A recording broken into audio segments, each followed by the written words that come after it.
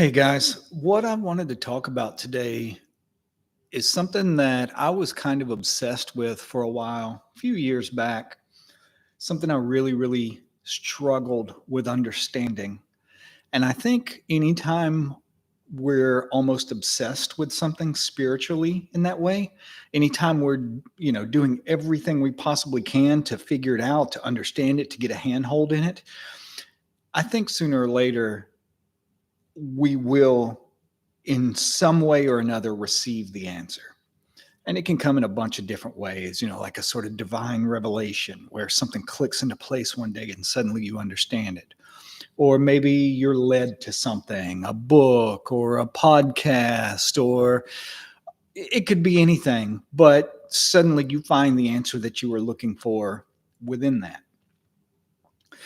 And that's kind of eventually what happened to me as I was struggling to understand this concept. And what it is the secret chiefs.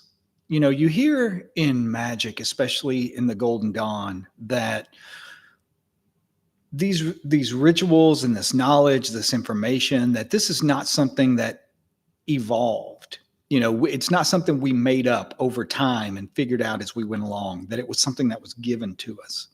And there was a time in my practice when I reached this stage and I looked at all of these rituals and all of this information and the way everything fit together so amazingly perfectly. When you start to see that it's this ladder of elements and planets and zodiacal signs and, decans of the zodiac and all this stuff and how it mirrors our internal world. At least for me, when I saw this, I started to realize this is just too perfect. This isn't something that came from mankind. Maybe those stories are true. Maybe we were given this information, this technology from some outside source, from what the Golden Dawn called the secret chiefs. And what I want to read to you right now, what I wrote about this, was eventually the understanding that I arrived at through my own practice and through wrestling with this.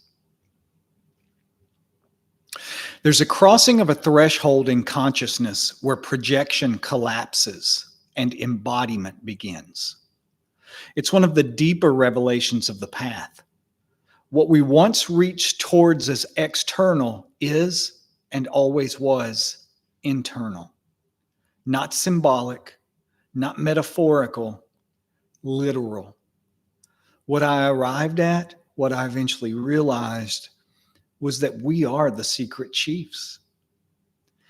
At earlier stages of the work, we need the idea of these higher beings.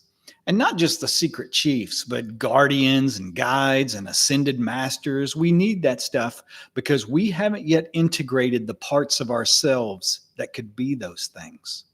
So we externalize them. We imagine them as advanced intelligence reaching down through the veil to shape us. And that's not entirely untrue because consciousness doesn't obey linear rules. The future can guide the past. The higher self can appear as a separate entity, and it does. At certain times during this path, you will swear that you are seeing or communicating with or receiving divine revelations from some outside entity, some outside intelligence. It can absolutely and does seem to be a separate entity. And that's because the deeper aspects of our being often have to wear masks until we ourselves are ready to recognize them. But eventually, if the work is sincere and complete, there will come a moment when the illusion of separation breaks, disintegrates, the scaffolding falls, and we realize that the secret chiefs were never out there. They're aspects of our own higher nature, filtered through the lens of our limited awareness.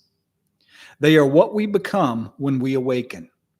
They are not aliens, not angels, not ghosts. They're you. once you step beyond time and return to guide your earlier self.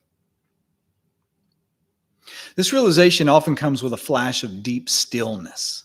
It's not prideful, it's not inflated. As a matter of fact, it's kind of humbling because it means there's no one else to wait for. There is no high council coming to save us. The rituals weren't handed down from some distant cosmic priesthood.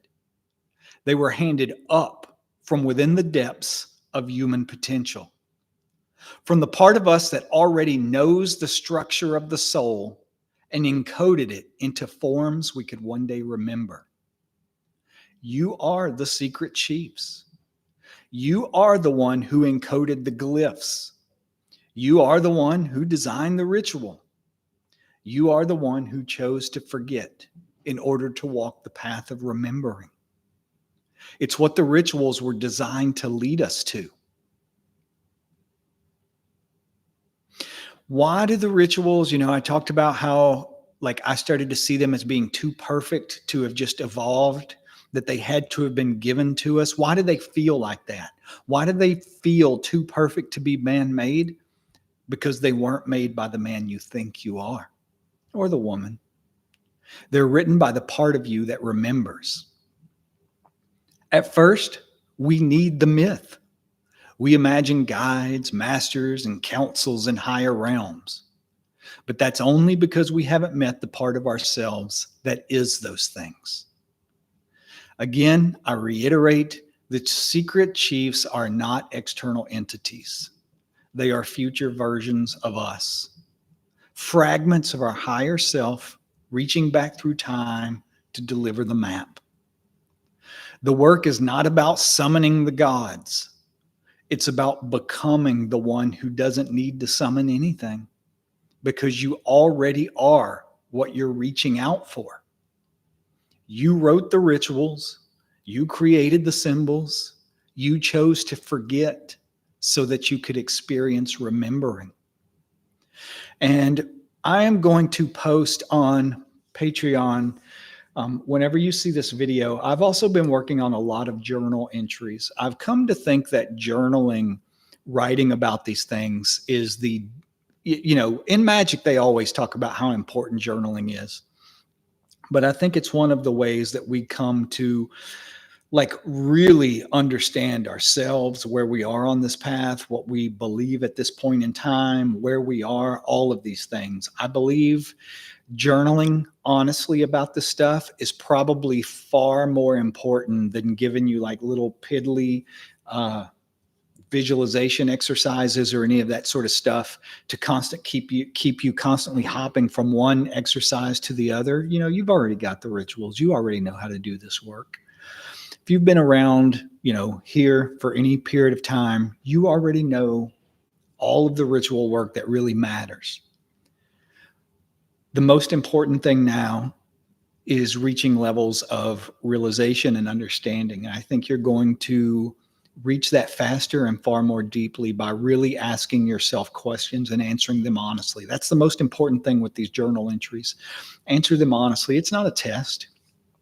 And no matter what your answers are, it's not anything to be ashamed of or anything else. It's just so that you can truly see where you are on this path right now. And if you're watching this video on Patreon, I am going to post it there, the journal entries.